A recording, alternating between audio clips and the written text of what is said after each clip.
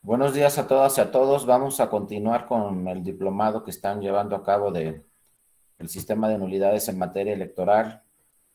Yo soy Darío Alberto Mora Jurado, soy profesor investigador también de la Escuela Judicial Electoral y a mí me tocó la sesión de nulidad de elección para el Senado de la República y de la presidencia también de los Estados Unidos mexicanos.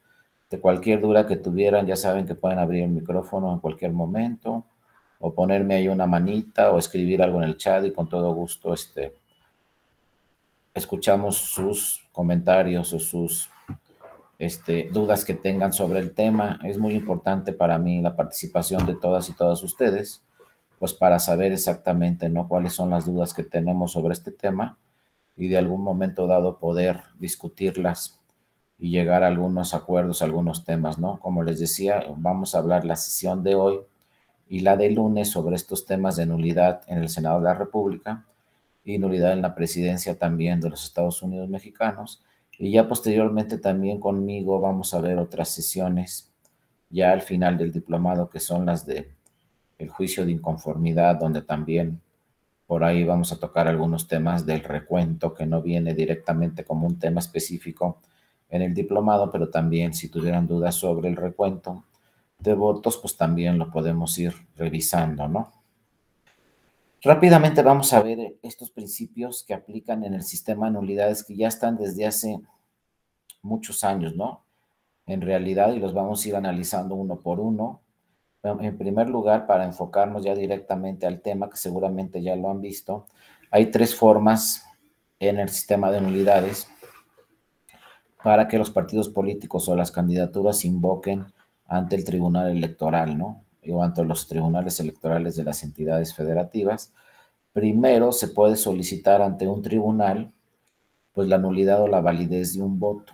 Acuérdense que en las mesas directivas de casilla, primero los escrutadores o las escrutadoras con el presidente y el secretario de la mesa directiva de casilla, pues realizan esta calificación del voto.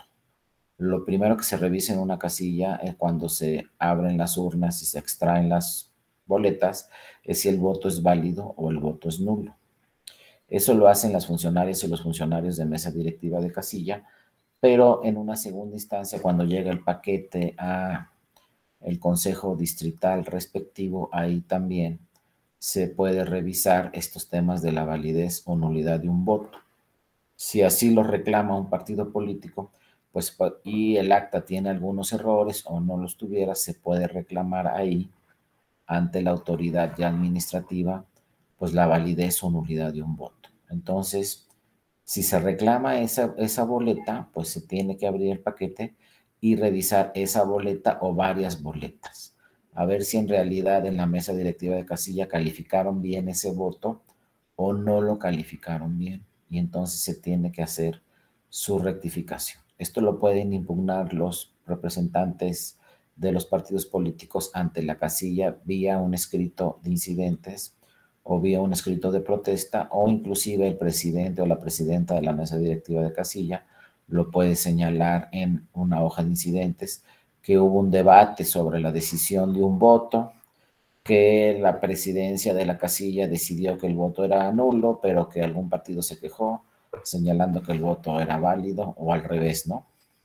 Entonces, insisto, la segunda instancia para revisar la validez o nulidad de este voto será ante el Consejo Distrital en el momento que se realice el cómputo de todas y cada una de las casillas en ese Consejo Distrital, pues se puede revisar la validez o nulidad de estos votos.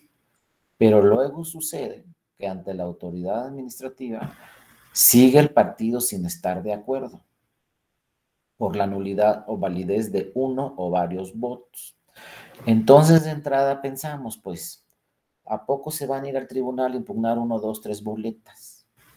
Pues sí, porque en muchas elecciones, por ejemplo, hay muchas elecciones de ayuntamiento en donde, elecciones municipales en donde, pues, por ejemplo, en Sonora hay municipios que se instalan solamente con 4 casillas, 6 casillas. Entonces, 2, 3, 4, 5, 6 votos pueden decidir quién ganó y quién perdió.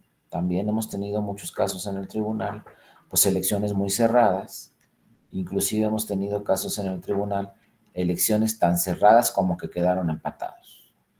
Ya hemos tenido casos donde quedan empatados. Entonces la revisión de 1, 2 o 3 votos es muy importante, porque esos 2, 3 o 4 votos pueden darle un cambio al resultado de la elección. Y el segundo lugar puede subir a primero y el primero bajar a segundo lugar por la rectificación de la calificación de esos votos. Entonces, cuando no está de acuerdo el partido político o alguna candidatura, el candidato o la candidata de esa elección, con la calificación que hizo de 1 o más votos, el consejo distrital ya respectivo o el consejo municipal, es decir, la autoridad administrativa, entonces pueden impugnar la calificación de esos votos una vez más ante un tribunal electoral, ya sea el local o ya sea el federal, conforme a la elección. Y entonces, vía el juicio de inconformidad, que ya lo vamos a revisar en las últimas sesiones, pueden impugnar eso, ¿no? La validez o nulidad de uno o varios votos. Eso se puede señalar en el juicio de inconformidad. Después, en el juicio de inconformidad también se podrá señalar que quieren que se anule la votación de una o varias casillas y, en su caso, que quieren que se anule una elección. Pero donde empezamos es con un voto. Un voto se puede impugnar, insisto, primero ante la autoridad administrativa y luego ante la autoridad jurisdiccional. Porque de entrada parece que es muy claro cuando llega un ciudadano o una ciudadana, le dan su boleta y la marca. Entonces decimos, no va a haber ningún problema, pero ya en la realidad, cuando se abre un paquete o se revisan todas las boletas, vemos que hay muchísimas boletas que no sabemos muy bien a quién le pertenece ese voto, o a qué partido, o si es nulo, o si es válido. Por ejemplo, la ley dice que si marcas dentro de un recuadro, pues el voto será para ese recuadro que estás marcando. Pero si lo que remarcas dentro del recuadro, por ejemplo, es dentro del recuadro de un partido político, pones, no quiero votar por este partido o por este candidato, es una marca dentro del recuadro. La ley dice que es válido, pero la marca señala, no quiero votar por este candidato. Entonces, esa boleta obviamente va a entrar a discusión, porque si aplicamos directamente y gramaticalmente la ley, pues el voto sería válido porque es una marca dentro del recuadro. Pero ¿cuál es el sentido del voto? ¿Y cuál es la intención del ciudadano si está diciendo no quiero votar por este partido y lo marca dentro de ese recuadro?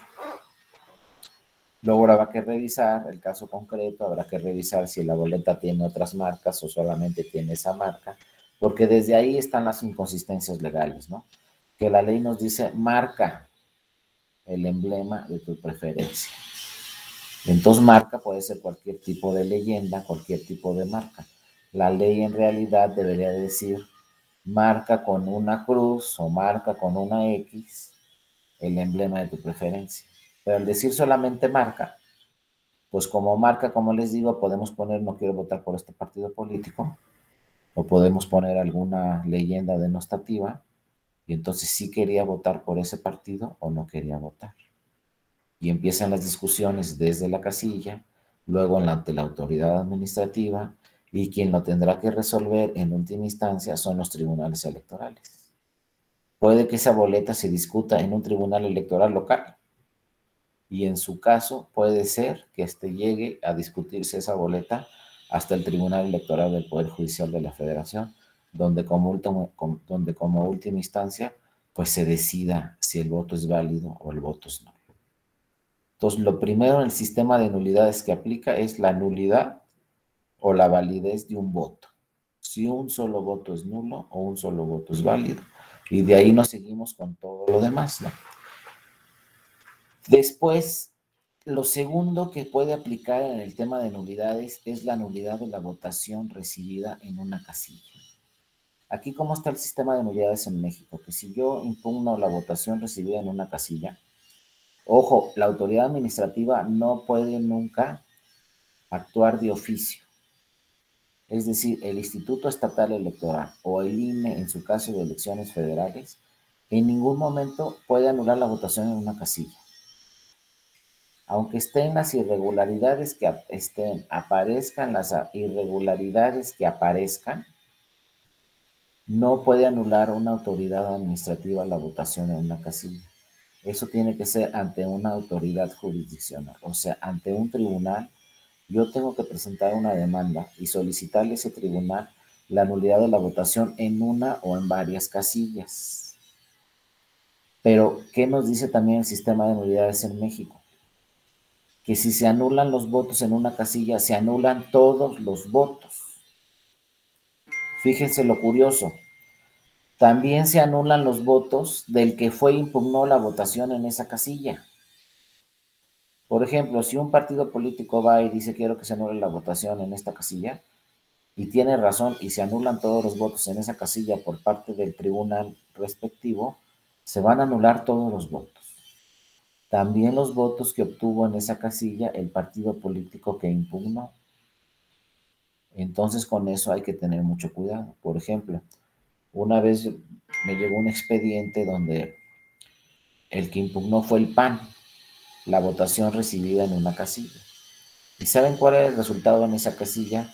100 votos el PRI, 98 votos el PAN, 96 votos el PRD, luego 17 votos el Verde y 8 votos el PT.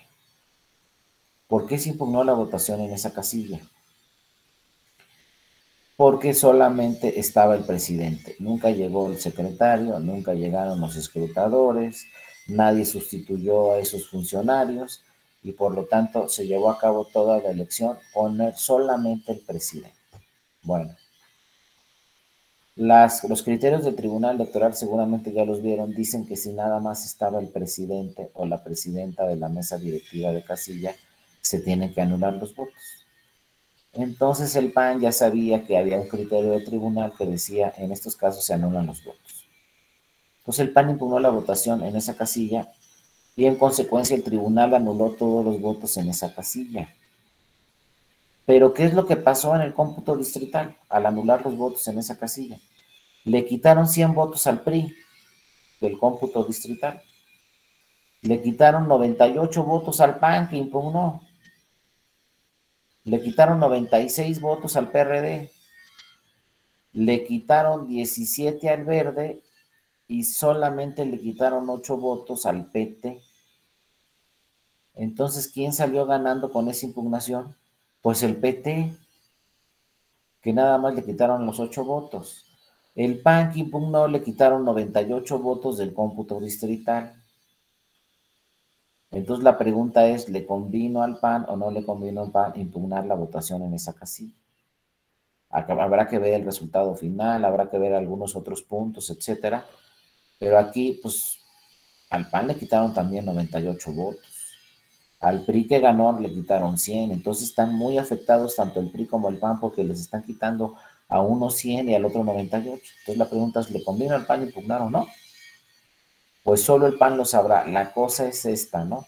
Siempre se van a anular todos los votos de todos los partidos, incluyendo los votos en esa casilla del partido que impugnó.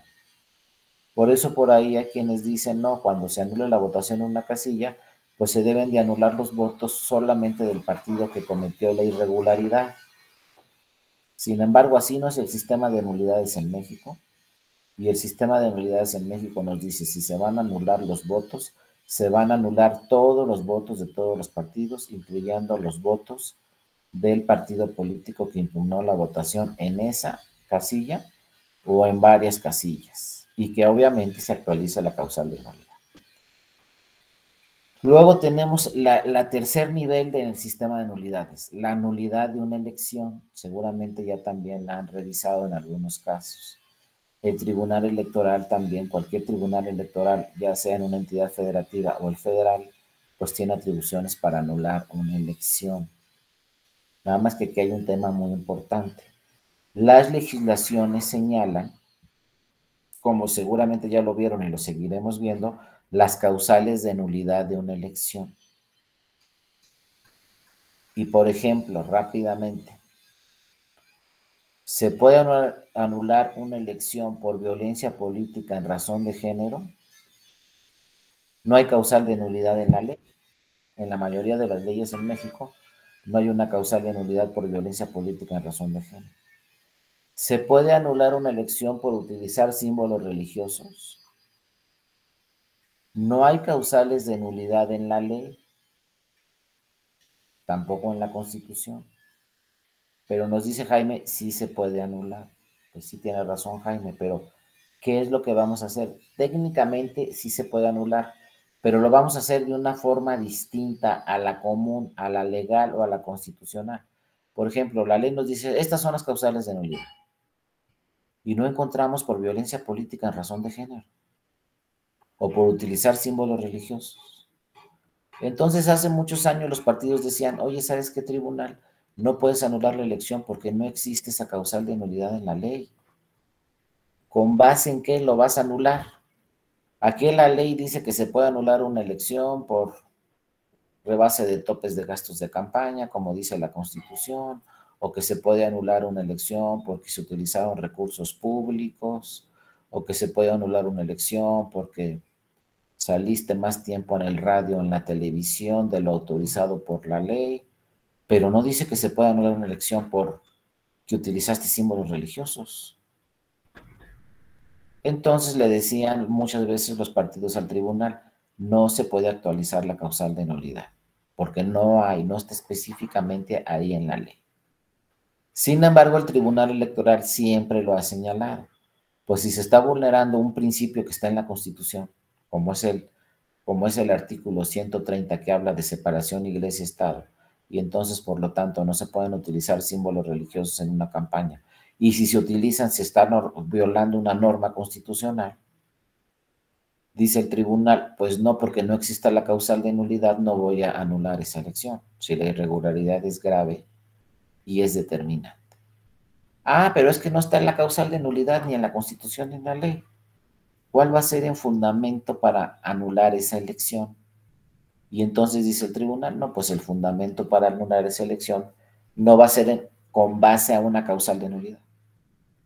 Va a ser, fíjense, con base a un criterio del Tribunal Electoral que dice que cuando se vulneren principios constitucionales se puede declarar la invalidez de una elección.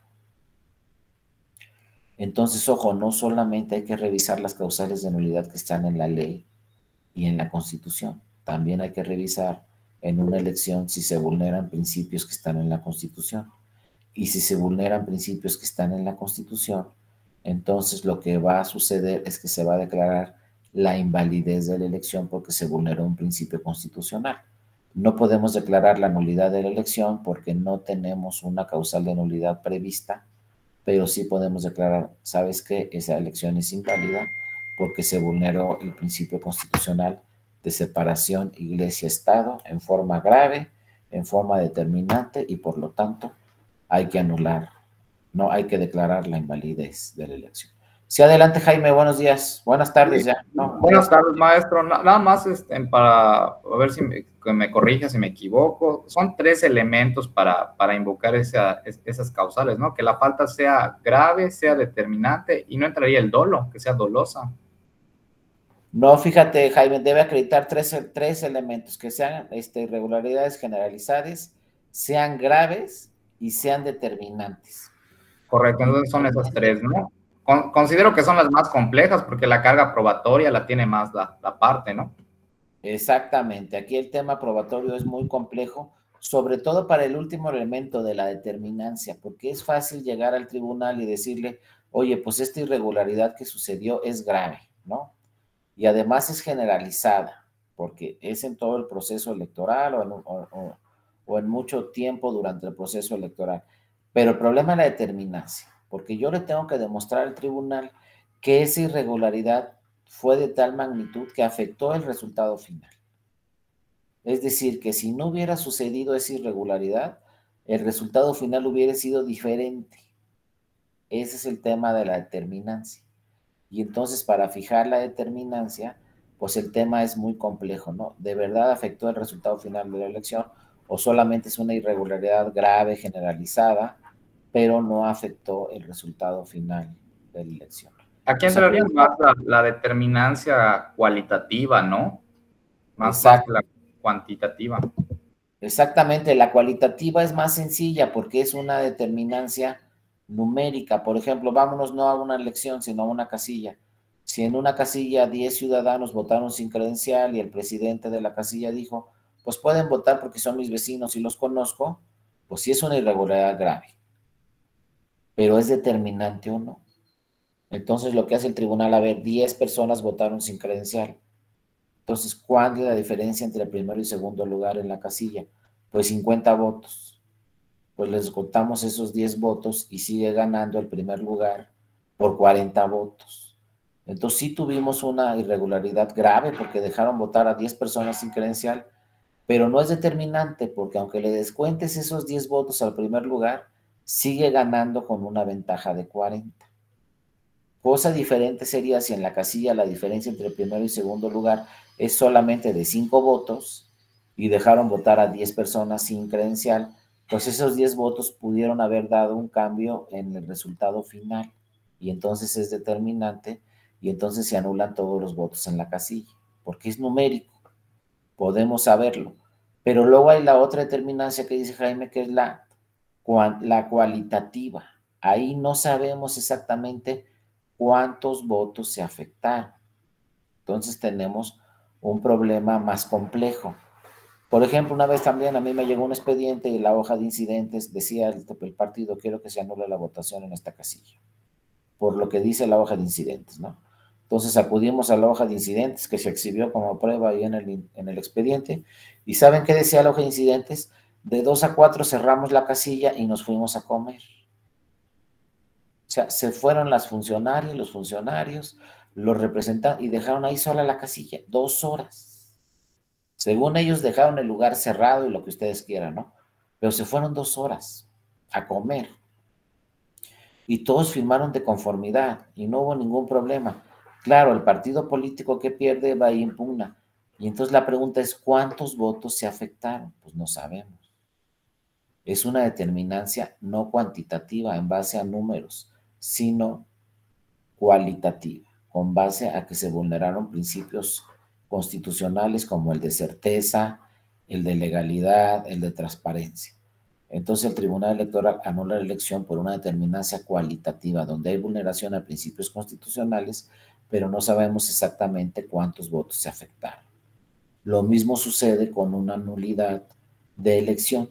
A veces se anula la elección de una forma numérica, cuantitativa, porque ya sabemos exactamente cuántos votos están afectando, pero por lo general la nulidad de una elección se realiza de una forma, de una determinancia cualitativa por vulneración a principios constitucionales. Entonces es donde les cuesta más trabajo a los tribunales decidir que si la irregularidad es de tal magnitud que afectó el resultado final de la elección o no es de esa magnitud como afecta el resultado final de la elección y por lo tanto no se anula la elección.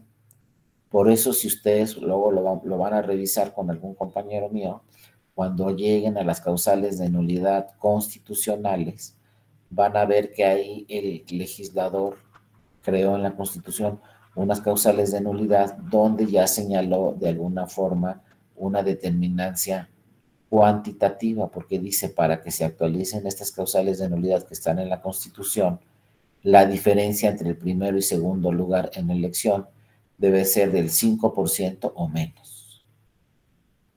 De alguna forma ahí está aterrizando este tema el legislador y dice, bueno, para que se anule la elección, la diferencia entre el primero y segundo lugar debe ser de menos del 5%. O sea, una votación cerrada.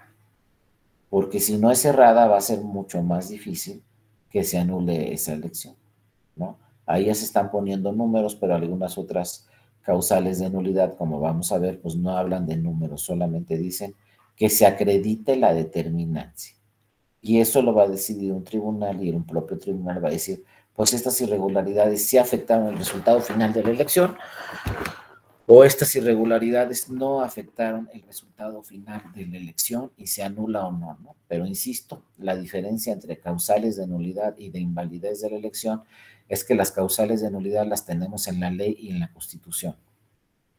Y la invalidez de la elección quiere decir que sucedió otra irregularidad que no encuadra en ninguna causal de nulidad, pero que es una violación a un principio constitucional. Como insisto, el de separación iglesia-estado, el de utilizar símbolos religiosos, pues no encontramos la causal de nulidad en la ley, pero el tribunal dice, entonces lo que vamos a hacer aquí es declarar la invalidez de la elección porque se vulneraron principios constitucionales. Luego, estos principios en el sistema de nulidades también hay que revisarlos bien. Quizá ya estudiaron algunos, pero hay que revisarlos, ¿no? Primero, solo vamos a anular elecciones por las causales previstas en la ley, pero ya vimos que aquí este principio tiene sus matices y cuando no esté la causal en la ley, lo que vamos a hacer es declarar la invalidez de la elección, no la nulidad. La nulidad tiene que fundamentarse en una causal de nulidad que esté en la ley, pero la invalidez de la elección solamente tiene que acreditarse que se vulnera un principio constitucional. Pero también, como lo dice el tribunal, debe ser en una forma grave y determinante para, en su caso, declarar la invalidez de la elección.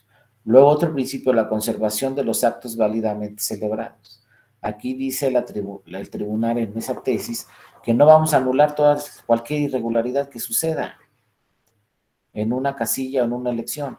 Se va a anular la votación siempre y cuando esto sea determinante. Por eso también tenemos el criterio del tribunal que dice la irregularidad, insisto, debe ser determinante. Porque quizá de verdad sucedió algo muy grave, pero no afectó el resultado final de la elección. Como el caso que les ponía, oye, que hayan votado 10 personas sin credencial. Pues claro que es un caso muy grave, no presentaron su credencial. Pero eso no quiere decir que sea determinante y se tengan que anular todos los votos. A lo mejor la diferencia entre el primer y el segundo lugar es de 50 votos y esos 10 votos no afectan el resultado final porque los descontamos y sigue ganando el primer lugar, el segundo lugar, ¿no? Luego, opera de manera individual el sistema de nulidades. Fíjense, eso también es algo muy curioso y muy interesante en el sistema de nulidades. Imagínense que tengamos elecciones de la presidencia de la República, senadurías y diputaciones. O en un estado tengamos elecciones de ayuntamientos, elecciones de diputaciones locales y de la gobernatura. En un estado, ¿no? Bueno. Es la misma casilla donde se van a recibir esas elecciones. Y entonces imagínense que suceda lo que ya les platiqué, que en esa casilla solo haya llegado el presidente y nadie sustituyó al secretario o a la secretaria y nadie sustituyó a los escrutados. Entonces nada más recibió la votación durante todo el día el presidente. Y entonces un partido impugna la votación en esa casilla para la elección de diputados locales. Revisa el tema el tribunal y dice, no, pues tiene razón el partido, aquí hay que anular los votos porque solamente estuvo el presidente. ¿Pero qué votos va a anular el tribunal? Solo los votos de la elección de diputados locales. Y uno se pregunta, ¿y qué pasó con los votos de la gobernatura? ¿Y qué pasó con los votos del ayuntamiento? De entrada se tendrían que anular también, porque el tribunal ya se dio cuenta que hubo una irregularidad grave en la casilla y que nada más estuvo el presidente y que eso no es suficiente, ¿no? Pero si nadie impugnó los votos para ayuntamientos y si nadie impugnó los votos para la gobernatura, esos votos van a seguir contando, no se van a anular, porque el tribunal en esos temas no puede trabajar de oficio. El tribunal no puede anular los votos en una casilla, aunque advierta que hubo muchísimas irregularidades graves y determinantes, si nadie impugna la votación en esa casilla. Y entonces uno dice, pero ¿por qué el partido impugnó diputaciones locales y no impugnó ayuntamiento? Si ya sabe que se van a anular los votos. Pues porque resulta que el partido en diputados locales perdió, pero en ayuntamientos ganó. Y entonces no va a solicitar que se anulen los votos de ayuntamientos, porque ahí ganó, aunque ya se advirtió que la irregularidad que sucedió en la casilla fue grave y determinante. Entonces, ojo, siempre el sistema de nulidades opera de forma individual, ¿no? Solamente se van a anular los votos en la casilla de las elecciones que se impugnen. Y no se puede impugnar más de una elección en una demanda. Yo no puedo llegar al tribunal y decirle, oye, ¿sabes qué, tribunal? Quiero que se anulen los votos en esta casilla de las 3 elecciones. No se puede así, así no es el sistema. Tengo que llegar al tribunal y decirle, en una demanda quiero que se anulen los votos de ayuntamiento, en otra demanda quiero que se anulen los votos de la gobernatura y en otra demanda quiero que se anulen los votos de diputaciones locales. Entonces son 3 demandas, una para cada elección. Luego también hay un principio que nos dice, nadie puede aprovecharse de su propio dolo. ¿Eso qué quiere decir? Es un principio ya desde hace muchos años en el que ha emitido el tribunal. Que, por ejemplo, yo estoy en una casilla como representante de partido. Son las 5 de la tarde. La votación se cierra a las 6, a las 18 horas. Pero son las 5 de la tarde. Y veo que pues voy a perder. Y voy a perder. Y digo, no, es que aquí estoy viendo que todo el mundo está votando por tal partido, porque estoy viendo que todos meten la boleta ahí de alguna forma, pero pues se dice, ¿no? Que todos están votando por este partido, luego se cierra la votación, ¿no? Empezamos a contar las boletas, los escrutadores, y vemos que efectivamente todos estaban votando por ese partido. Después de las 18 horas que empezamos a contar las boletas, ¿no?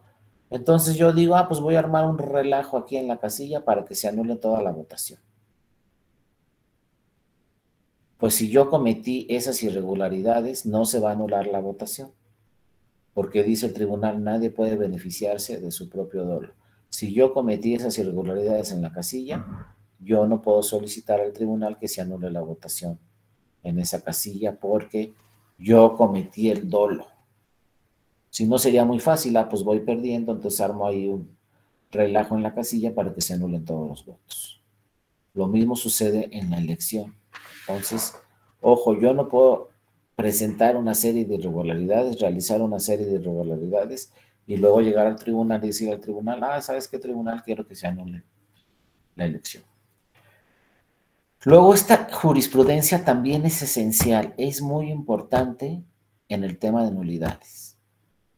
Cuando el Tribunal Electoral, en su caso la Sala Superior, emite una jurisprudencia, eso quiere decir que ese criterio es obligatorio para todas las autoridades electorales. Porque la ley dice que la jurisprudencia obliga a todos, tribunales locales, tribunal federal, institutos estatales electorales, a todas las autoridades, inclusive al INE también lo obliga la jurisprudencia de la Sala Superior. Para que exista jurisprudencia de la Sala Superior necesitamos 3 sentencias en un mismo sentido. Cuando la Sala Superior resuelve 3 veces en un mismo sentido, se crea jurisprudencia. O sea, ese criterio de esas 3 sentencias se eleva a jurisprudencia y ya es obligatorio para todos. Por lo general, la jurisprudencia va más allá de la ley. Cuando hay una omisión legal, hay una laguna legal o hay una contradicción en la ley, el tribunal resuelve estos temas creando jurisprudencia. Y señala, como la ley no es clara, vamos a crear esta jurisprudencia. Como hay una omisión legislativa, o sea, hay una omisión en la ley, una laguna, vamos a crear esta jurisprudencia. O como hay contradicción entre esta ley y la Constitución, vamos a crear una jurisprudencia. Como este caso, ¿qué dice la ley? La ley dice que quienes pueden impugnar las elecciones, o sea, quienes pueden impugnar la votación en una casilla, o quienes pueden impugnar una elección, los resultados de una elección, solamente son los partidos políticos. Así dice la ley. Las candidatas y los candidatos no pueden impugnar los resultados electorales de una elección. Entonces, imagínense cómo está el problema de complejo. Si yo era candidata en una elección y me ganaron en esa elección, imagínense, me ganó el primer lugar con 10 votos nada más de ventaja. Por 10 votos me ganó. Entonces yo como candidata, ¿qué voy a hacer? Pues voy a ir al tribunal a impugnar esa elección y a tratar de que se anulen esos 10 votos o se anule toda la elección. Para alcanzar el primer lugar, rebasarlo, o para que de plano se anule la elección y se convoque una elección extraordinaria y vuelva a participar. yo como candidata que quedé en segundo lugar. Más que me ganaron por 10 votos solamente la diferencia entre el primero y segundo lugar. Pero la ley dice que yo como candidata no puedo impugnar, que los únicos que pueden impugnar son los partidos políticos. Entonces yo siendo candidata, o en su caso candidato, lo que sea, le voy a decir a mi partido, hay que impugnar la elección. Nos ganaron solamente por 10 votos. Pero ¿qué tal si mi partido me contesta, no la vamos a impugnar? ¿Por qué? Por lo que ustedes quieran. Pero mi partido me contesta, como sucedía anteriormente a esta jurisprudencia, me contesta mi partido, no vamos a impugnar y punto. Entonces imagínense dónde están mis derechos de candidata de acceso a la justicia, de impugnar resultados electorales, de acudir a un tribunal. Se están vulnerando todos esos derechos. Entonces, en atención a esto, porque la ley, pues no, la ley restringe el derecho de que vayan los candidatos a impugnar resultados electorales. Ante este tema legal, el tribunal creó esta jurisprudencia diciendo, no, es que la ley dice que no pueden ir las candidatas y los candidatos, pero la Constitución dice que sí. La Constitución en el artículo 17 habla de tutela judicial efectiva y la Constitución en el artículo 17 dice que cualquier persona puede ir a los tribunales, ¿no? A que se les imparta justicia. Entonces, cualquier persona también puede ser un candidato o una candidata. Entonces, con fundamento en el 17 constitucional, el tribunal creó esta jurisprudencia y le dijo a las autoridades y a la propia ley, ¿sabes qué? Los candidatos a cargos de elección popular pueden impugnar resultados electorales a través del juicio para la protección de los derechos político-electorales del ciudadano. Aquí dice el tribunal, sí pueden impugnar, porque así lo dice la Constitución, aunque no lo diga la ley, y como sí pueden impugnar resultados electorales, lo van a hacer vía el juicio para la protección de los derechos político-electorales. Entonces, ojo, a partir de 2014 pueden impugnar una elección los partidos políticos mediante sus representantes, pero también pueden impugnar una elección, una candidata o un candidato. Si impugnan los dos, pues mucho mejor, ¿no? Si impugna la candidata y impugna el partido, pues mucho mejor.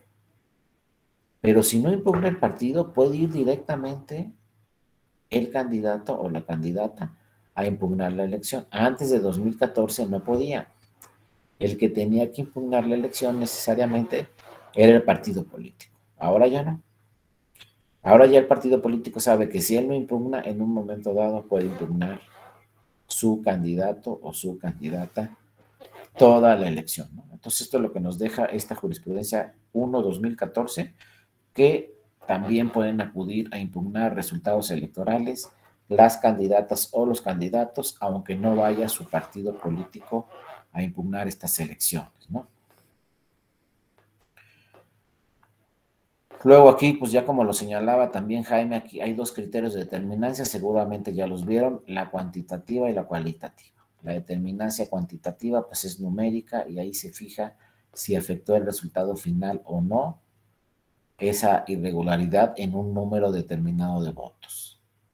Pero la cualitativa es más compleja, porque ahí no vamos a saber cuántos votos se afectaron. Por ejemplo, si se utilizaron símbolos religiosos en una campaña, ¿cuántos votos se afectaron? Pues no vamos a saber exactamente el número.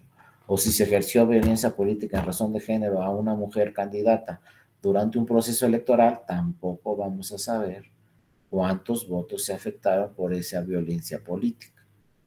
Pero de todos modos puede fijarse la determinancia porque se vulneró un principio constitucional o varios principios constitucionales y en consecuencia se puede anular una elección. Ojo, esta es la hoja de incidentes. La hoja de incidentes, el acta de escrutinio y cómputo y el acta de jornada electoral son documentales, son actas que se levantan en la casilla. Pues todos estos documentos tienen valor probatorio pleno. Cuando se llena un acta en una casilla, la firman las funcionarias y los funcionarios de mesa directiva de casilla.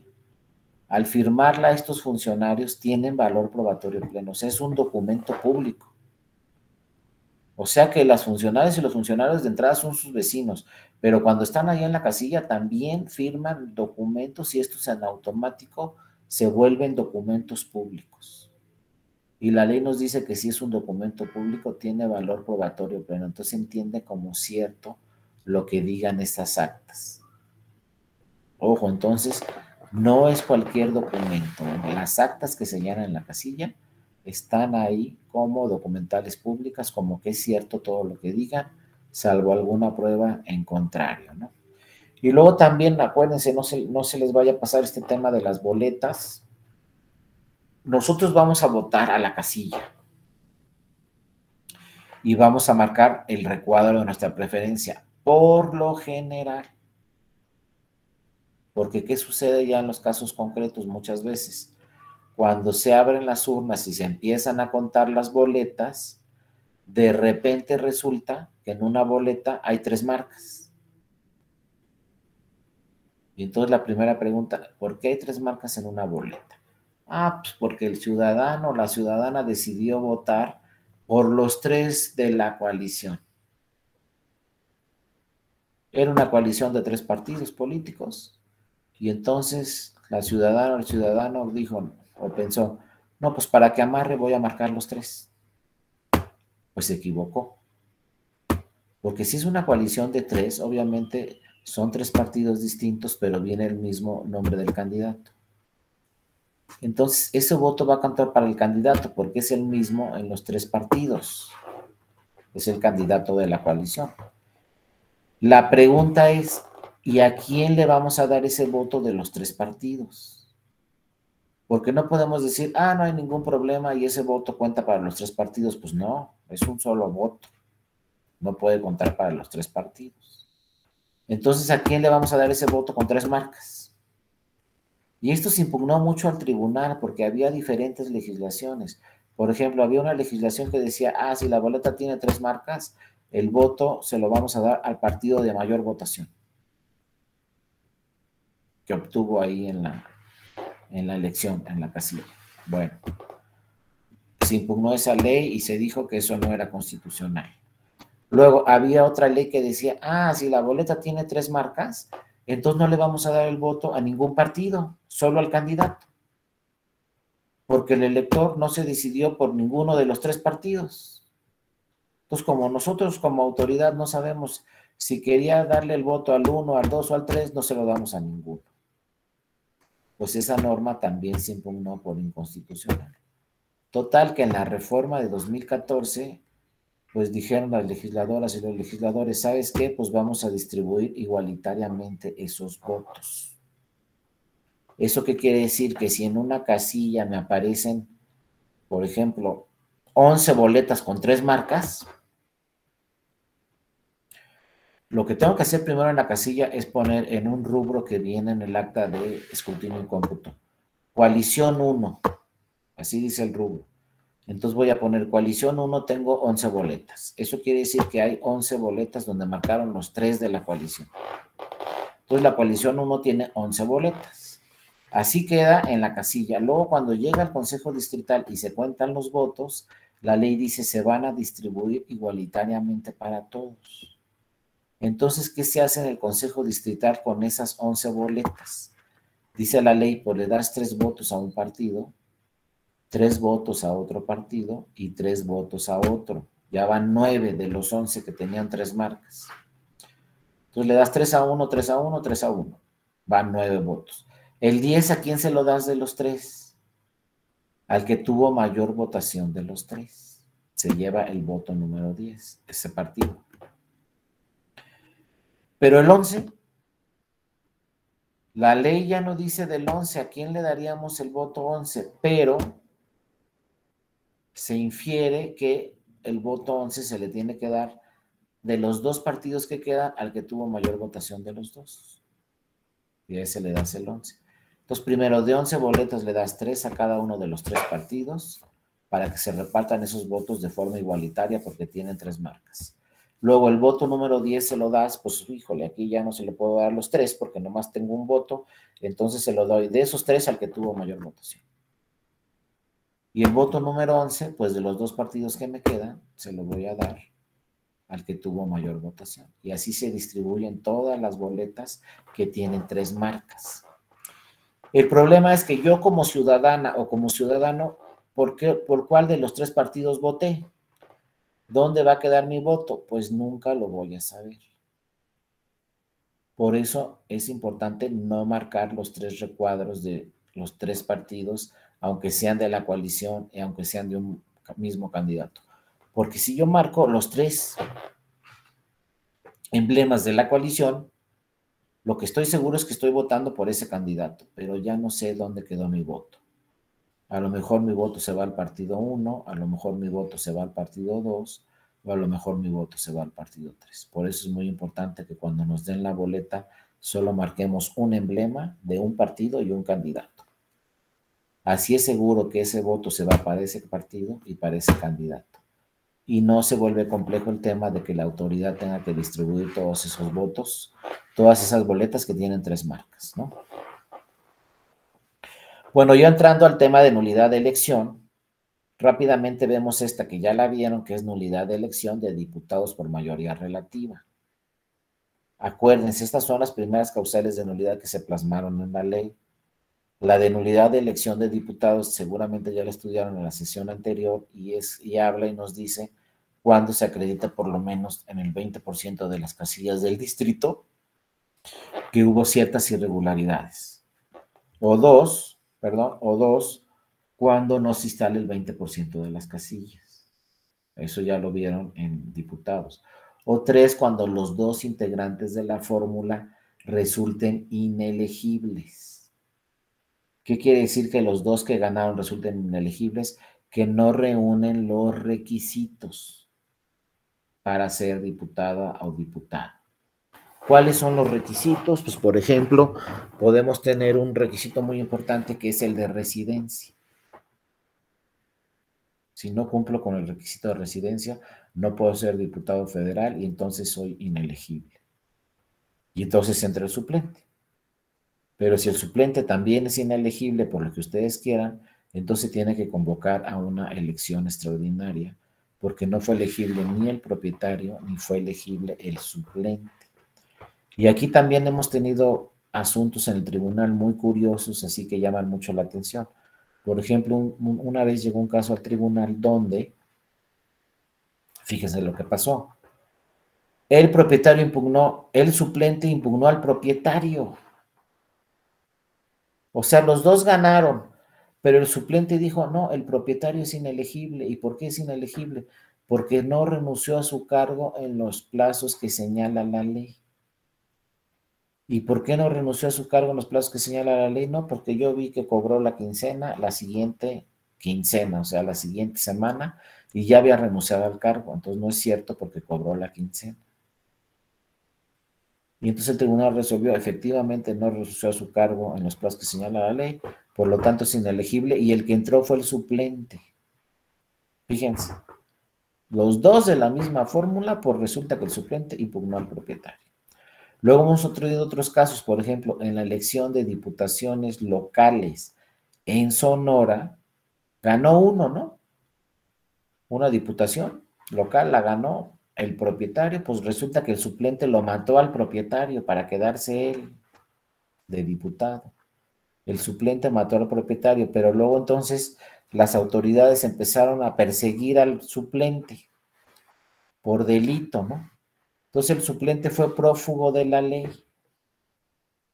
Entonces, al no tener propietario, porque lo mataron, y al no tener suplente porque es prófugo de la ley, pues quedó ahí la vacante y se tuvo que convocar a elecciones extraordinarias. Ahí en ese caso, fíjense, la que ganó la elección extraordinaria fue la esposa del propietario que habían asesinado el suplente, ¿no? Pero vean todos los casos que se dan. Entonces, otro requisito para que se pueda anular una elección es que los candidatos ganadores resulten inelegibles, tanto el propietario como el suplente. Eso es en diputaciones federales. Ahora, senadurías. En senadurías el tema es mucho más complejo. Porque acuérdense, para diputados federales, pues aplicamos por distrito. ¿Cuántos distritos hay en el país? 300. En cada distrito hay una elección de diputaciones federales. Y ya. Hay estados que tienen mucho mayor distritos que otros. Por ejemplo, el estado de Colima solamente tiene 2 distritos. Entonces ahí solamente compiten 2 diputaciones federales, una en cada distrito, en Colima. Pero el estado de México tiene 40 distritos. Fíjense la comparación de un estado con otro. El estado de Colima es de los estados en el país con menos habitantes. Y el estado de México es el estado en el país con más habitantes en todo el país. Por lo tanto, en Colima hay 2 distritos y en Estado de México hay 40 distritos. Entonces, pues todos los partidos políticos ahí participan en los 300 distritos para ganar la elección de diputaciones federales, que insisto, es por distrito. La diferencia es en la Cámara del Senado de la República, o sea, en el Senado de la República, en la Cámara de Senadores, este es muy diferente el tema. Aquí se integra por 128 legisladoras y legisladores. Entonces, ¿cómo es el proceso en una elección del Senado de la República? Pues estos representan a sus entidades federativas, los senadores. No es distrital, es estatal. Entonces, cada estado va a tener elecciones de senadoras y senadores y van a competir 2 fórmulas por estado. Por ejemplo, en Colima va un partido político a registrar la fórmula para el Senado de la República, 2 fórmulas, no una como en diputados. En diputados voy a mi distrito y registro la fórmula que va a participar en ese distrito. En senadurías no, en las senadurías voy a la entidad federativa y ahí se registran 2 fórmulas, no una como en diputaciones, 2 fórmulas. Y cuando yo registro esas 2 fórmulas ante el INE para participar en la entidad federativa, el INE me va a preguntar cuál es la fórmula 1 y cuál es la fórmula 2. Por lo siguiente, si yo gano la elección de senadurías en mi estado, van a entrar 2 fórmulas. O sea, voy a meter 2 senadores, porque participan 2 senadores en la elección por partido político, 2 fórmulas. Entonces, si gano, van a entrar 2 senadores. Entonces uno se pregunta, ¿y para qué pones? Esta es la fórmula 1 y esta es la fórmula 2. Porque en senadurías, además de que si gano en mi estado, entran 2 senadores, también va a entrar el segundo lugar. Esa figura se llama de primera minoría. El partido que quedó en segundo lugar en la elección en mi estado tiene derecho a entrar con una senadora o un senador. El que ganó mete 2. El que quedó en segundo lugar mete 1, lo que se llama la primera minoría. Pero ¿cuál va a meter de los 2 que registró? Como registró 2 fórmulas y quedó en segundo lugar, nada más puede meter un senador. El que quedó en primer lugar va a meter 2. Pero el que quedó en segundo lugar, solo 1. ¿Cuál de los 2 va a entrar? Si registró a 2, obviamente los 2 van a querer entrar. Entonces, por eso el INE le dice a los partidos, esta es la fórmula 1 y esta es la fórmula 2. Si ganas la elección, entran los 2. Si quedas en segundo lugar, entra solamente 1. ¿Cuál va a entrar? El que pusiste como fórmula 1. Y ya. Entonces ahí se ponen de acuerdo los partidos políticos con sus candidaturas y les dicen, tú vas a ser fórmula 1 y tú vas a ser fórmula 2. Si ganan la elección, entran 2 senadores. Si quedas en segundo lugar, entra 1. Entonces ahí ya tenemos 3 senadurías por estado. Los 2 que ganaron y el que quedó en segundo lugar. Y todavía es más complejo el tema de senadurías porque hay una figura que se llama de representación proporcional. Aparte el Senado, aparte los partidos políticos van a meter otros senadores por RP. Entonces, como te vayan en la elección de senadores a nivel nacional, ahí vas a tener derecho a meter 1, 2 o 3 senadores de RP, o 4, o nomás 1, según la votación que obtuviste. Entonces ahí todo se vuelve más complejo porque entonces en la Cámara o en el Senado de la República tenemos 2 senadores que ganaron la elección en su estado, un senador que quedó en segundo lugar y podemos tener por ahí otro senador de RP, o a lo mejor no tenemos de RP en nuestro estado, porque la lista de RP que hizo el partido político no puso a nadie de nuestro estado, que no está obligatorio. En las listas de RP para el Senado de la República, un partido puede registrar, por ejemplo, que los primeros 5 sean del Estado de México. Y puede decidir no registrar en la lista de RP a ninguno de Aguascalientes, por ejemplo. La cosa es que van a entrar 128 senadores por todos estos principios. Mayoría relativa que ganaron la elección, por primera minoría que quedaron en segundo lugar va a meter uno, y por RP van a meter más senadores o senadoras los partidos políticos, ¿no? Pero fíjense lo que dice la causal de nulidad, que eso también es muy importante. La causal de nulidad de senadores nos dice, se va a anular una elección de senadores cuando se anulen el 20% de las casillas. Va a estar difícil anular el 20% de las casillas que se instalaron en una entidad federativa. Ese tema va a estar más complejo, pero puede ser que suceda, ¿no? Que no ha sucedido ya en la realidad, porque imagínense, en una entidad federativa, pues se deben de instalar por lo menos, ¿qué les digo? Por lo menos 1,200 casillas. En las más chicas. Habrá entidades federativas donde se tengan que instalar 10,000 casillas, ¿no? Pero vamos a la más chica, 1,200 casillas. Entonces hay que anular ahí por lo menos, pues el 20% de 1,200 casillas van a ser 240 casillas. Pues para que un partido político pueda ir a un tribunal y lograr que el tribunal anule 240 casillas va a estar muy difícil. Pues va a ser difícil que se actualice esa causal de nulidad. La segunda causal de nulidad que tenemos es cuando no se instala el 20% de las casillas en el estado, porque estamos hablando de senadurías. Pues bueno, le va a costar, va a ser muy difícil, que nunca ha sucedido tampoco, que se le pase al INE instalar las casillas en un estado, y menos el 20%. Si el INE siempre ha manejado promedios de instalar el 99% de las casillas en el país. ¿Cuándo va a dejar de instalar el 20%? Pues va a ser muy difícil, ¿no? Solamente que estemos en guerra, así como está ahorita Ucrania, pues ahí a lo mejor no instalamos ninguna casilla, pero pues ya estamos en guerra, ya ni para qué tenemos sistema de nulidades, ¿no? Pero de otra forma, pues va a estar en chino no instalar el 20%. Entonces tampoco se va a actualizar esta causal de nulidad, va a ser difícil. Y esta es la que tiene confusión. Fíjense muy bien cómo dice, cuando los dos integrantes de la fórmula resulten inelegibles. Pero uno dice, a ver, ¿cómo que dice la ley así?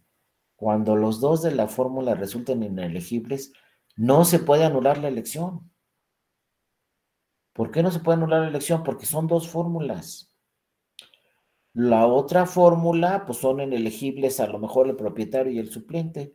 Entonces, ¿por qué se van a anular una elección de senadores si una de las fórmulas sí es elegible, aunque la otra no sea elegible? No es como en diputados que solamente hay una fórmula. Acuérdense, en senadores hay dos. Entonces, si una fórmula es inelegible, eso no quiere decir que se anule la elección. Tenemos la otra fórmula que sí es elegible. Por lo tanto, a lo mejor puede ser que se convoque una elección extraordinaria, pues solamente para la fórmula que resultó inelegible, elegir una nueva, ¿no? Una nueva elección para que entre ese senador. Pero el otro senador va a entrar, el de la otra fórmula. Y el que quedó en segundo lugar también va a entrar. Entonces solamente quedaría pendiente la fórmula que quedó inelegible. Entonces ahí sí el INE puede organizar una elección extraordinaria solamente para esa fórmula que quedó inelegible, pero no para las otras. No se puede anular toda la elección. La fórmula 2 que ya ganó, y el que quedó en segundo lugar, ya quedó en segundo lugar. Y punto. Vamos a organizar una elección extraordinaria solamente para la fórmula donde el candidato ganador fue inelegible y su suplente también. Como los dos son inelegibles, lo que se va a hacer aquí es convocar una elección extraordinaria, pero solamente para que concursen los de una fórmula. Entonces, no se anula la elección. se convoca una elección extraordinaria para elegir a esa fórmula que resultó inelegible. Por ejemplo, fíjense lo que pasó.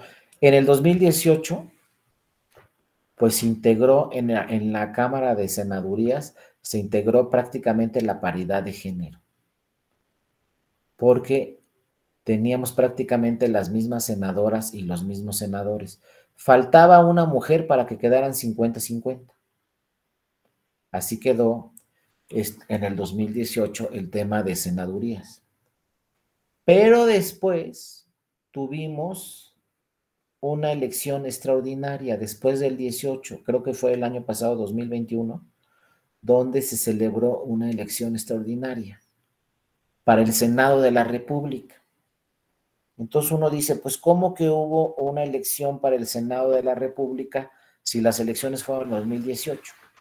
¿Por qué tuvimos una elección del Senado después si las próximas elecciones del Senado son hasta el 2024? Pues porque saben lo que pasó. Sí, adelante, Claudio. Buenos días. Hola, Buenas buenos días, tardes. doctor. ¿Qué Buenas tal, tardes. Claudio? Fue porque murió un senador, ¿no? Me parece. Sí, más o menos. No fue porque murió. Mira, lo que pasó es que en Nayarit solamente ya estaba un senador. El suplente, no sé si se murió o entró a otro cargo o renunció, qué pasó, pero solamente en una fórmula en Nayarit, de los senadores que representaban Nayarit, en una fórmula nada más había uno, ya no había suplente, solamente el propietario. Y entonces el propietario decidió registrarse para candidato a gobernador en Nayarit y ganó la elección de gobernador. Entonces, como ganó la elección y no había suplente, se quedó la vacante, el escaño en la Cámara de Senadores quedó vacío. Y entonces ahí decidió el Instituto Nacional Electoral convocar a una elección extraordinaria para nombrar a un nuevo senador, porque pues el que estaba se fue de gobernador. Y resulta que un partido político registró a una mujer y ganó. Entonces, ese senador que era hombre se fue de gobernador y quien lo sustituyó fue la que ganó la elección extraordinaria, que fue mujer. Y entonces, al entrar una nueva mujer al Senado de la República, ya quedó 50-50, porque no estaba 50-50, estaba creo que 49-51 o algo así, es decir, faltaba una mujer, quitar a un hombre y poner una mujer para que quedara 50-50.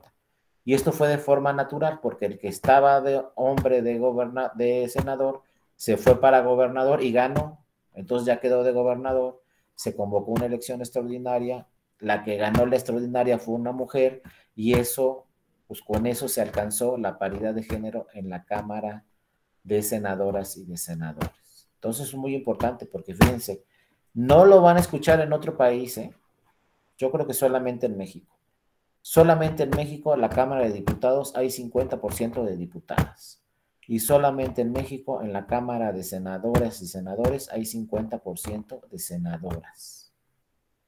Si van a Estados Unidos, si van al Parlamento de Canadá, o si se van a Europa, a diferentes parlamentos, o Latinoamérica, a diferentes congresos, van a ver que en ninguna parte van a encontrar 50% de mujeres. O por ahí habrá algún país, 2 o 3, pero no llegamos ni a 5 países en el mundo donde hay 50% de diputadas y hay 50% de senadoras. Pero eso lo conseguimos apenas el año pasado con esa elección extraordinaria en el Senado de la República, donde se fue un hombre de senador a gobernador y la que llegó fue una mujer senadora, y con eso se cumplió el 50-50. Y lo mismo en diputados federales y en diputaciones federales el año pasado, por unas sentencias que resolvió el Tribunal Electoral, quedó la paridad de género también en la Cámara de Diputaciones de 2021 a 2024, 50% son mujeres y 50% son hombres, porque también como lo dice el tribunal y ya también como lo dice la ley, cuando registran sus candidaturas los partidos políticos tienen que registrar 50% de mujeres a las diputaciones, pero tanto a propietario como suplente, las dos. Entonces ahorita tenemos 50% de diputadas. Si alguna diputada propietaria dejara el cargo por lo que sea, incluyendo fallecimiento, pues la suplente es mujer. Entonces no va a haber problema. Inclusive el tribunal ha ido más allá y dice, todas las candidaturas que se registren tienen que ser mujer propietaria y mujer suplente. Pero no igual con los hombres. Los hombres se pueden registrar hombre propietario y mujer suplente para tener todavía más mujeres. O sea que si se va un hombre propietario, entra la mujer suplente. Lo que no puede darse es que se vaya una mujer propietaria y entre un hombre suplente. Cuando se va una mujer propietaria, necesariamente debe llegar una mujer suplente. Bueno, y ahí están los casos donde, les digo, por primera vez tenemos el Senado de la República con 50% de mujeres. Pero insisto, aquí no se puede anular la elección. Aquí si los dos integrantes de una fórmula al Senado de la República resultan inelegibles, lo que vamos a hacer es convocar una elección extraordinaria, pero solamente para elegir a los de esa fórmula que resultaron inelegibles. Los de las demás fórmulas ya ganaron la elección o ya quedaron en segundo lugar y ya van a integrar el Senado independientemente que se convoque a una elección extraordinaria por la fórmula que fue inelegible tanto el propietario como el suplente. Eso es todo lo relacionado con la elección del Senado de la República. Entonces ya vieron que tenemos causales de nulidad para anular la elección de diputaciones federales y también tenemos causales de nulidad para anular la elección del Senado de la República, en una o sus dos fórmulas, ¿no? O toda la elección se puede anular en un momento dado y entonces sí tienen que participar todos nuevamente. Si se anula la elección del Senado de la República por otras diversas irregularidades, pues entonces sí vuelven a participar todos en el Senado de la República. Bueno, ahora, a partir de estas dos causales de nulidad de elección de diputaciones y senadurías, también tenemos otra causal, que es la causal genérica de nulidad de elecciones para diputados y senadores. Esta es una nueva causal que se agrega a la ley, porque como ya vimos, se puede anular una elección cuando no se instala el 20%, cuando se anule la votación en el 20%, o cuando los dos integrantes de la elección resulten inelegibles, ¿no? Pero también tenemos aquí la causal genérica. Esta causal genérica nos habla de que puede haber otros supuestos en esas elecciones que no estén plasmados en la ley. Y entonces nos dice la causal genérica, se puede anular una elección de senadurías o de diputaciones cuando se hayan cometido de manera generalizada violaciones sustanciales durante la jornada electoral, ¿no? En el distrito o en la entidad de que se trate. Entonces aquí vean cómo la ley habla, violaciones sustanciales en la jornada electoral. Cualquier irregularidad que se presente en la jornada electoral puede provocar que se anule una elección. No más que fíjense, ¿cuál es la inconsistencia en esta causal de nulidad? La inconsistencia en esta causal de nulidad es que la ley nos dice que sucedan violaciones sustanciales durante la jornada electoral. Entonces ya tenemos problemas, porque si yo les digo, y si existieron violaciones sustanciales en la preparación de la elección,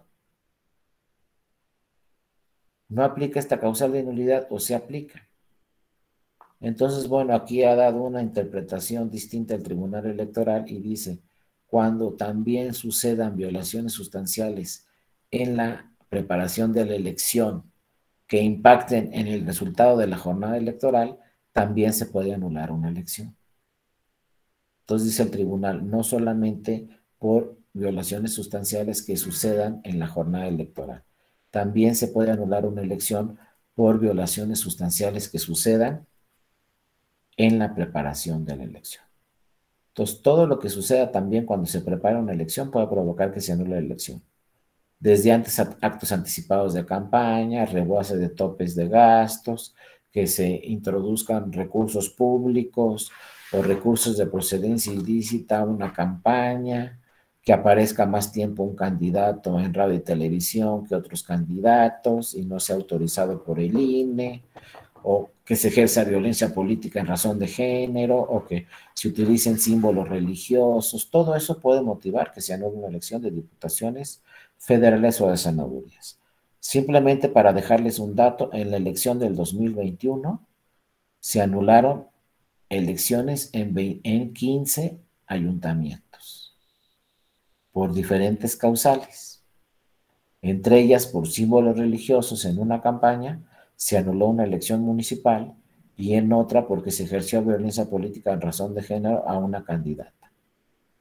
Por esos temas se anularon 2 elecciones municipales el año pasado, pero también se anularon por otras causas. En total, el año pasado se anularon 15 elecciones y se tuvo que convocar a elecciones extraordinarias en 15 municipios para designar a sus nuevas autoridades. Entonces, no es un caso aislado anular una elección, ¿no? Constantemente los tribunales electorales anulan elecciones, como les digo, tan solo el año pasado se anularon 15 elecciones en 15 municipios en el país. Pues hay que tener mucho cuidado con estas causales de nulidad porque sí se están actualizando constantemente. Y bueno, esta causal genérica, como vimos, debe ser violaciones sustanciales. Ya vimos que no solamente durante la jornada electoral, sino que se pueden presentar también violaciones sustanciales en la preparación de la elección. Otro elemento muy, muy importante es que queden debidamente acreditadas esas violaciones o irregularidades y que sean determinantes para el resultado de la elección. Y como ya vimos anteriormente, hay un principio en el sistema de nulidades muy importante que dice: cuando las irregularidades sean imputables a los partidos políticos que promueven la nulidad de la elección, entonces no se va a poder anular esa elección. O sea, si tu partido provocaste las irregularidades, después no puedes ir al tribunal a solicitar que se anule esa elección porque tú cometiste las irregularidades. También hubo otro caso muy interesante en el estado de Oaxaca en el 2015 en diputaciones federales, porque de repente llegó un grupo ajeno a la elección, un grupo ajeno a la elección provocó y quemó paquetes, se robó boletas en una elección en un distrito en Oaxaca, ¿no? Quemaron paquetes, se robaron boletas, no dejaron instalarse en algunas casillas, total, que hubo violaciones generalizadas en más del 20% de las casillas en ese distrito. Es decir, un grupo ahí ajeno a la elección provocó una serie de irregularidades porque su intención era que se anulara la elección. Pero ojo, no eran partidos políticos los que cometieron esas irregularidades. Tampoco eran ciudadanas ni ciudadanos. Ni tampoco, obviamente, las autoridades electorales cometieron esas irregularidades. Era un grupo ajeno a la elección.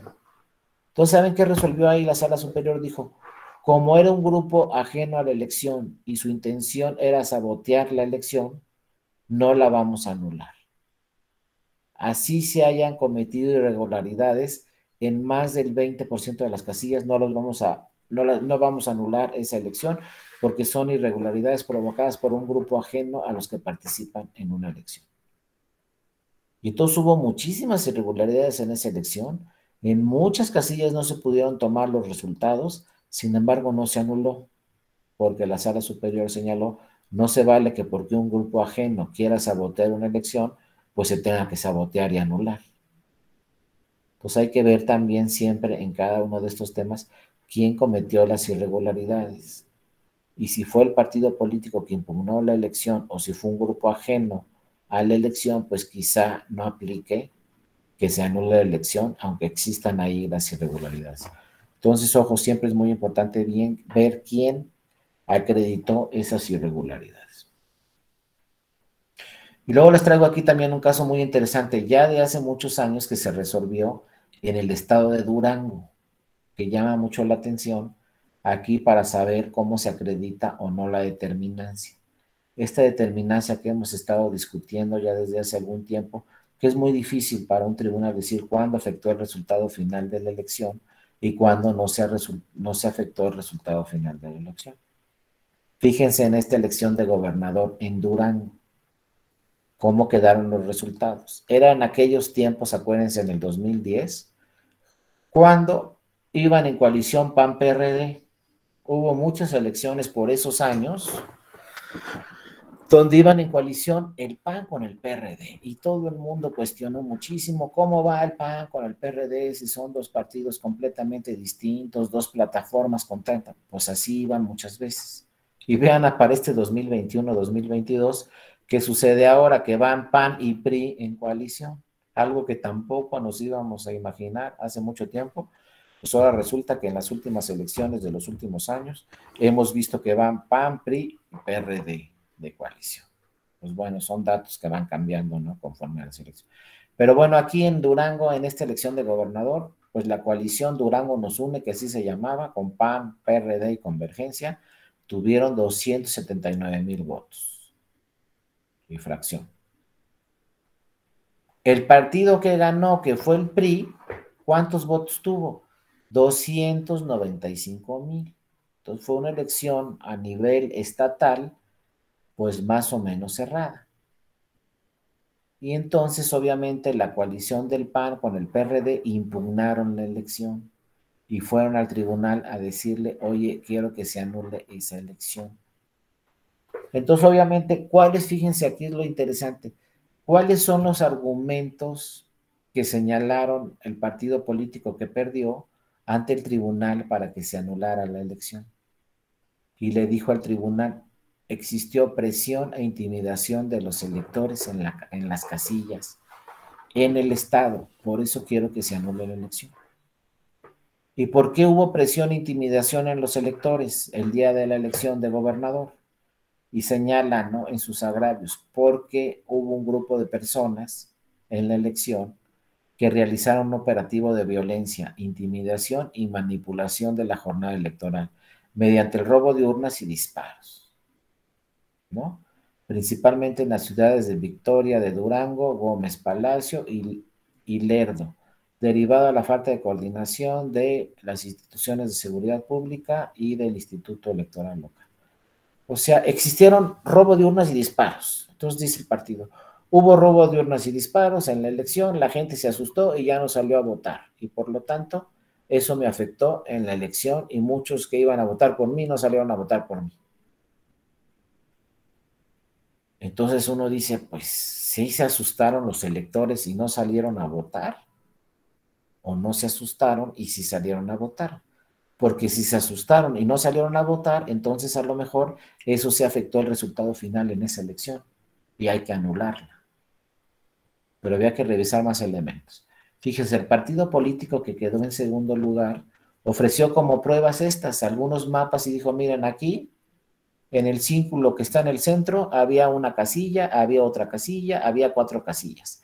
En estas 4 casillas existieron robo de urnas y disparos. Pero estamos hablando de 4 casillas.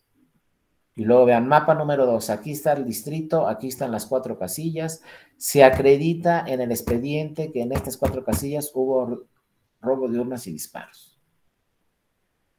Y efectivamente en el expediente se acredita que hubo robo de urnas y disparos en esas 4 casillas. Pero entonces uno se pregunta, fíjense, ofrecieron varios mapas, aquí está el tercer mapa, aquí está el número de casilla, aquí está el número de casilla, aquí está el número de casilla y aquí está el número de casilla. En estas 4 casillas se acredita fehacientemente en el expediente y en la demanda que hubo robo de urnas y disparos. En la elección de gobernador en Durango. Bueno, muy bien, pero entonces uno se pregunta, pues si nada más fue en 4 casillas, ¿por qué ya no salió en todos los electores a votar? Si nada más fue en 4 casillas, ¿no? Y entonces, bueno, se empezó a estudiar el asunto y se dijo, bueno, violaciones sustanciales. ¿Hubo violaciones sustanciales? Sí, porque se acredita que en 4 casillas se robaron los votos. Y además hubo disparos, se afectó toda la tranquilidad de la jornada electoral. ¿Fueron violaciones graves? Sí, porque si hay robo de urnas y una serie de disparos, pues obviamente son violaciones graves, acreditadas sustancialmente en 4 casillas. Entonces, ¿eso es determinante para el resultado de la elección o no? ¿No?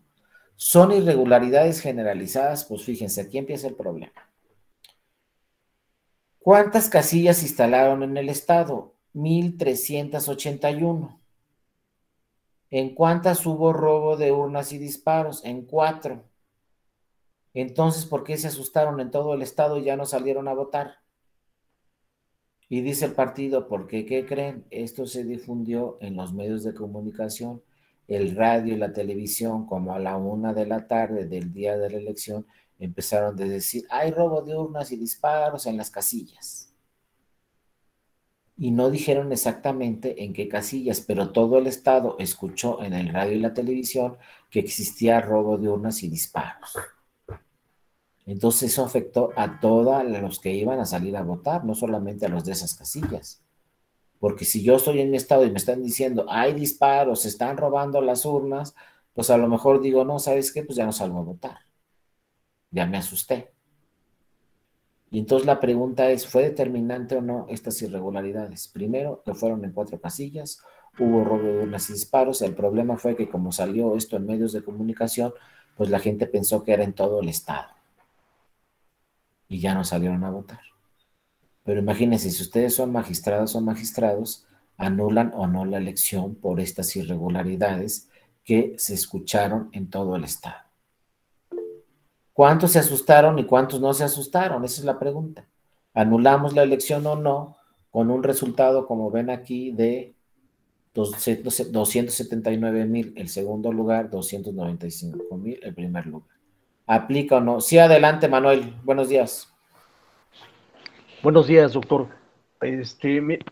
Yo recuerdo un caso aquí en la Ciudad de México, o sea, no tiene que ver con las elecciones, pero sí hubo rumor que se esparció y que sí afectó gravemente en la actividad normal de 1, 2, hasta 3 alcaldías, o sea, Iztapalapa, Iztacalco, Benito Juárez, y el rumor fue que se esparció hace como unos 10 años, yo creo, decían que es cuando estaba más fuerte lo de un cártel, no me acuerdo cuál, que cobraba derechos de piso. Entonces, se esparció un rumor que hasta en los medios de comunicación lo difundieron, decían que ahí viene el cártel, que ahí vienen los del cártel, y la gente se empezaba a encerrar.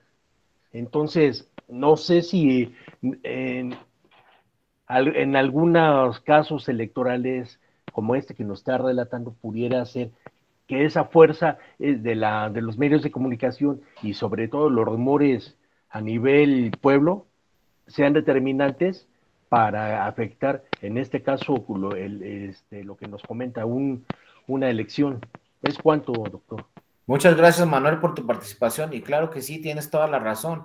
No solamente en Durango, esto sucede en muchas ciudades, en muchas elecciones, sobre todo ahora que pues ya vemos que hay grupos armados por todos lados, inclusive hemos tenido casos donde las personas no pueden entrar a las casillas a votar porque hay un grupo armado que no los deja entrar, o luego, como dices tú, muchas veces los medios de comunicación pues dicen, no salgan a votar porque hay unos grupos armados ahí, es peligroso, o una balacera aquí, una balacera allá, y entonces hay intimidación en el electorado. Efectivamente, Durango fue de los primeros casos, pero como lo señalas muy bien, Manuel, esto puede suceder ya en cualquier ciudad aquí en nuestro país, y como vemos actualmente, pues no tenemos ningún tipo de seguridad, seguimos con muchos problemas.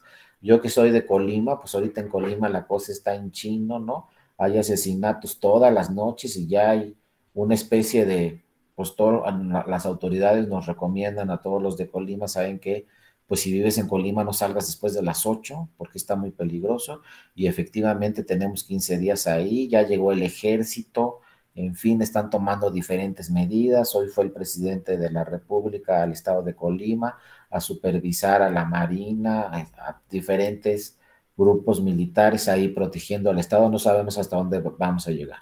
Pero como dice muy bien Manuel, pues esto sucede en varias ciudades, en Zacatecas, en la Ciudad de México. Entonces sí hay temas de intimidación al electorado y puede ser que el electorado no quiera salir a votar. Ahorita vamos a ver qué hizo el Tribunal Electoral cuando resolvió este caso de Durango, cómo lo solucionó, a ver si podría suceder en otros casos o no. Adelante, Eduardo. Buenos días. Buenas tardes, ¿sí me escuchan? Sí, claro, Eduardo. No, nada más para ahondar con relación a esta información del estado de Durango.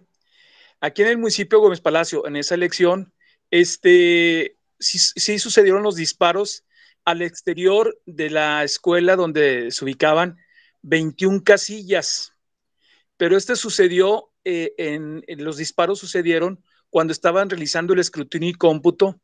Por lo tanto, al escuchar esos disparos, pues todos los funcionarios de la mesa directiva de casilla pues abandonaron las instalaciones. Afortunadamente, pues dieron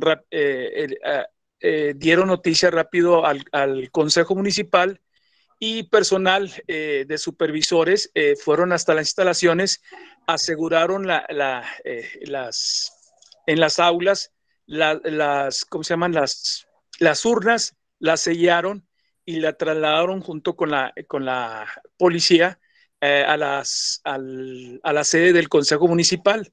Por lo tanto, el escrutinio y cómputo de todas esas 21 casillas se realizó en la sesión de Consejo Municipal, y hubo impugnaciones, pero fueron resueltas, pues no, que no afectaron la votación.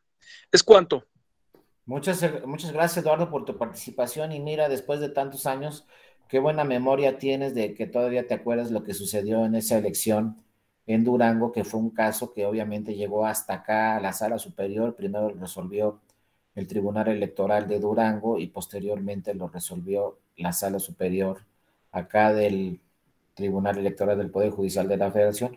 Pero efectivamente, pues se confirma lo que dices, Eduardo, tu testimonio se confirma con lo que dice la sentencia, que efectivamente sí se acreditó que hubo disparos, ¿no? Y que hubo en algunos casos robo de urnas. Pero miren cómo se solucionó este asunto, que fíjense, yo he platicado de este tema en muchas partes, inclusive en Durango, y no tenía un testimonio tan interesante como el de Eduardo, que en una sección pues había 21 casillas, ¿no?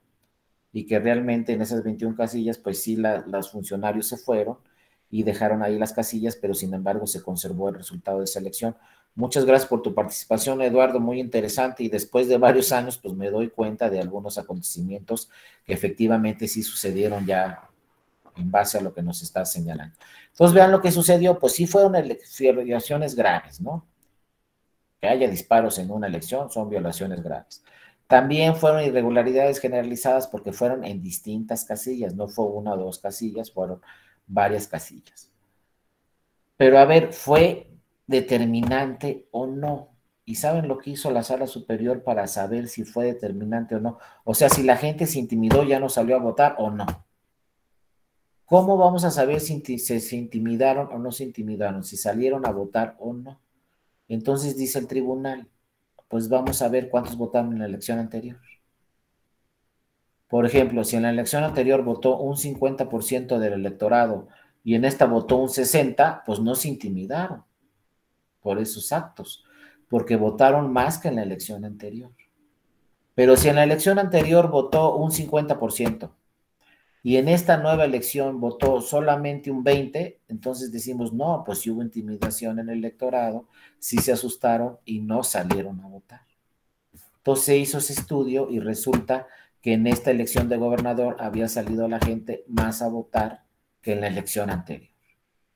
Entonces dijeron, oye, pues si votaron más que en la elección anterior, quiere decir que a pesar de que hubo ese robo de urnas y disparos, esto no fue determinante porque no se intimidó a la ciudadanía. Al contrario, salieron más personas a votar que en la elección anterior.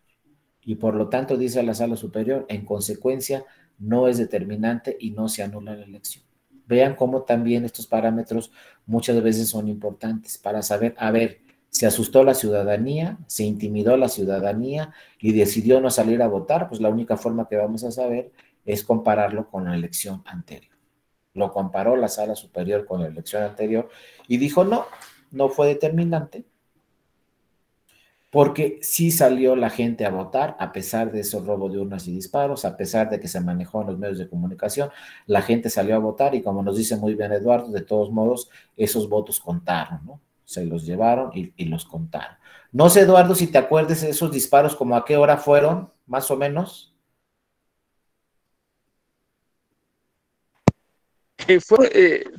Estaban en la etapa del escrutinio y cómputo los funcionarios de mesa directiva de casilla. Hablamos de que serían en las 7 y fracción. Ah, exacto. Muchas gracias, Eduardo. Entonces, por ese motivo también, seguramente cuando lo analizó la sala superior, dijo, pues no se intimidaron, porque ya había pasado también en algunos temas, en algunas partes, ya había pasado el tiempo de la votación. Cuando sucedió esto, pues no se asustaron los que salieron a votar, porque ya habían salido a votar. Los disparos fueron posteriormente y entonces ya habían salido a votar. Habrá que ver si en todas las secciones fue a la misma hora y sucedió lo mismo. Sin embargo, el dato duro es este: salieron más a votar en esta elección que en la elección anterior. Por lo tanto, eso de que se intimidaron y ya no salieron a votar, pues no aplica directamente porque tenemos ahí el número. Salieron mucho más personas a votar en esta elección que en la anterior. Por lo tanto, no se actualiza la determinancia y no se anula la elección.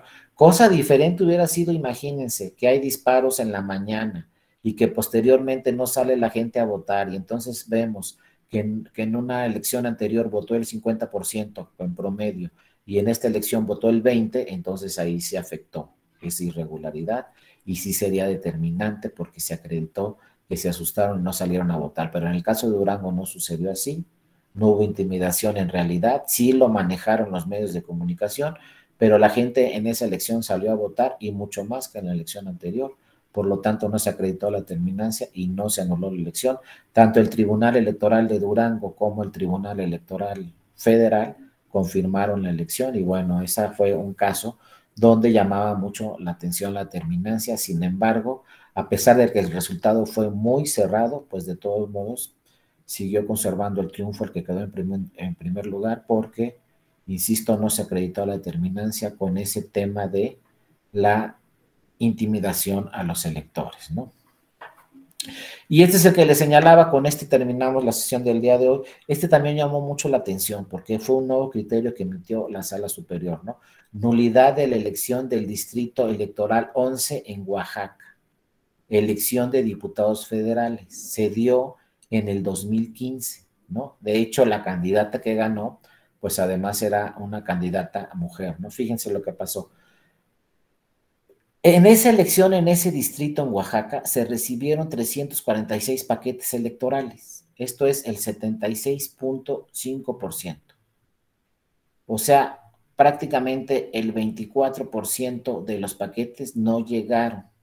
El 23% de los paquetes restantes no se recibieron. Entonces, de entrada, al no recibir el 23% de los paquetes en todo el distrito, pues de entrada se actualizaba la causal de nulidad, ¿no? Que no se instalaron las casillas en el 20% o que no se recibió la votación de las casillas de más del 20%.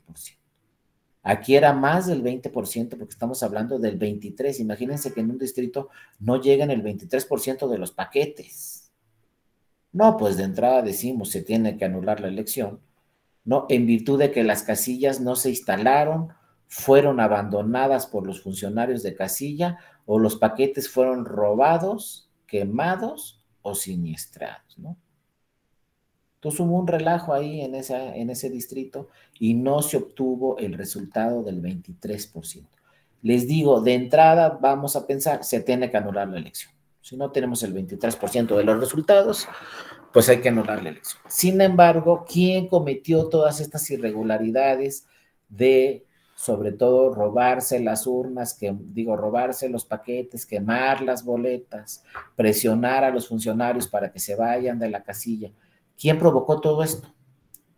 Pues la violencia, dice la Sala Superior, la violencia fue originada por un grupo de personas violentas ajenas al proceso electoral. Es decir, no fueron ciudadanas y ciudadanos comunes, no fueron partidos políticos, no fueron representantes de los partidos políticos, mucho menos las autoridades electorales, ¿no? Por lo tanto, la Sala Superior confirmó la validez de la elección con el objeto de no convalidar hechos provocados por grupos que intentaban anular la elección. Y aquí nace este nuevo criterio. Si un grupo ajeno a la elección pretende sabotear esa elección y que se anule, debe aplicar este principio. Nadie puede beneficiarse por su propio dolor. Esto es un asunto del 2015. Donde llegó hasta la Sala Superior y la Sala Superior decidió no anular la elección. Entonces les digo, hay que ver también cuando en una elección se cometan una serie de irregularidades, quién está provocando esta serie de irregularidades. También, como nos han dicho muy bien los compañeros, pues a lo mejor es un grupo del narco, ¿no? De un grupo criminal, que dice, no, pues ya no pusieron a este candidato que yo quería, entonces voy a sabotear toda la elección para irnos a una extraordinaria y que se registren nuevos candidatos. Entonces ha habido en diferentes elecciones grupos armados que han tratado de sabotear las elecciones. Por eso aquí los tribunales electorales deben estar muy pendientes de quién cometió esas irregularidades, porque si no podemos incurrir en el error de beneficiar a los que cometieron esas irregularidades, cumpliendo con su intención. Que ¿cuál es su intención? Que se anule la elección, porque acuérdense que las reglas de nulidades nos dicen, si se anula una elección, los partidos políticos pueden cambiar sus candidaturas para la extraordinaria, no tienen que ser los mismos. Entonces yo participo como candidato en una elección. Se anula, pues el partido político tiene derecho a participar en la elección extraordinaria, pero el partido político decide qué candidato participa en la elección extraordinaria. Puede ser el mismo o puede ser otro, candidato o candidato. Por eso este tema llamó tanto la atención en el 2015, porque se dijo, qué bárbaro, pues no obtuvimos el resultado en el 23% de las casillas. Pues sí, pero también se acreditó que quien cometieron todas esas irregularidades fue un grupo ajeno al proceso electoral. Y no podemos permitir que un grupo ajeno al proceso electoral sabotee los resultados de una elección. No podemos permitirse que se beneficie por su propio dolo este grupo ajeno a las elecciones. Y bueno, ahí quedó el criterio, no es una jurisprudencia, no han llegado otros casos similares a este de Oaxaca, pero hay que estar pendientes porque fue un asunto que llamó, insisto, mucho la atención, porque el 23% de los resultados no llegaron. Y entonces se daba por hecho que se iba a anular la elección. Sin embargo, la Sala Superior dijo, pues con ese 76.5% voy a obtener los resultados y voy a decir quién ganó y quién perdió, y no vamos a anular la elección porque debe privilegiarse este principio fundamental de que nadie puede beneficiarse por su propio dolo. Bueno, con esto terminamos este asunto de la elección de las senadurías de la República. El lunes vamos a ver este asunto de nulidad de una elección para la presidencia de la República. Aquí sí hay temas muy interesantes que vamos a ver el lunes. Vamos a ver qué pasó en el 2006, si se contaron o no se contaron los votos. La famosa frase, vamos a platicar de la famosa frase esa, voto por voto, casilla por casilla, se dio, no se dio, qué irregularidades se presentaron en el 2006. También vamos a platicar de algunos temas que se presentaron en la elección de 2012. Y finalmente vamos a platicar de un tema muy importante que llama mucho la atención y nadie quizá ya nos acordamos ni nos dimos cuenta, pero ¿qué pasó en el 18? En el 2018 pasó que por primera vez en nuestro país ningún partido político impugnó la elección presidencial. Ninguno. Y eso ya se nos olvidó, pero en el 2018 ningún partido político dijo voy a impugnar esta elección, no acepto los resultados. Todos los partidos políticos y sus candidaturas aceptaron los resultados de la elección presidencial del 2018. Inmediatamente ese mismo día en la noche todos los partidos y todas las candidaturas se pronunciaron y dijeron el candidato ganador es este, felicidades, yo perdí la elección y punto. Y nadie la impugnó. Entonces es un dato también muy importante cómo todos los partidos aceptaron los resultados. ¿Por qué? No sé, nunca había sucedido. Siempre que se perdía una elección, en automático el segundo lugar la impugnaba, más elección de gobernatura o la presidencial, pues con mayor interés el segundo lugar la impugnaba, ¿no? Pues ahora en el 2018, ni el segundo lugar, ni el tercer lugar, ni el cuarto lugar, ni el quinto lugar, nadie impugnó la elección presidencial. ¿Saben quién la impugnó? Ni se lo imaginan. Un partido que iba en la coalición ganadora, el PES. El PES impugnó la elección presidencial y le dijo al tribunal, ¿sabes qué? Aquí se distribuyeron mal los votos. Le dieron más votos a Morena y más votos a PT que a mí. Entonces, ¿cuándo también nos íbamos a imaginar que un partido de la coalición ganadora iba a impugnar los resultados? Pues un partido de la coalición ganadora, que fue el PES, impugnó los resultados y dijo, es que sí, ganamos nosotros, ganó mi candidato, muy bien, pero la repartición de votos sí se hizo mal y le dieron más votos a Morena, le dieron más votos a PT que a mí. Entonces ya lo vamos a platicar también en la próxima sesión del lunes. Pero de entrada, pues les agradezco a todos mucho su atención, a todas y a todos, que tengan un excelente fin de semana y como dicen por ahí en la televisión, nos vemos el lunes a la misma hora y en el mismo canal. Si no tuvieron alguna participación el día de hoy, pues nos veremos el lunes. Y recuerden, miren, aquí al principio de la presentación viene mi correo electrónico, ahí estoy a sus órdenes. Si alguien quisiera esta presentación, el lunes que terminemos la sesión, me escriben a este correo electrónico dario.mora@te.gov.mx. Terminando la sesión del lunes, me escriben en mi correo electrónico y yo les contesto haciéndoles llegar esta presentación y la que vamos a ver el lunes con todo gusto. Se las hago llegar el lunes. Una vez que terminemos, me escriben y con todo gusto se las hago llegar. Pero por lo pronto, insisto, como dicen en la televisión, nos vemos el lunes a la misma hora en el mismo canal. Que tengan un excelente fin de semana y también le agradezco mucho a Luis Jaime que me siguió en la presentación del día de hoy. Gracias, Luis Jaime, gracias a todas y a todos. Gracias, nos vemos. Darío. Muchas gracias a todos. Cuídate mucho, Luis. Hasta luego. Que estén muy bien. Gracias. Nos vemos.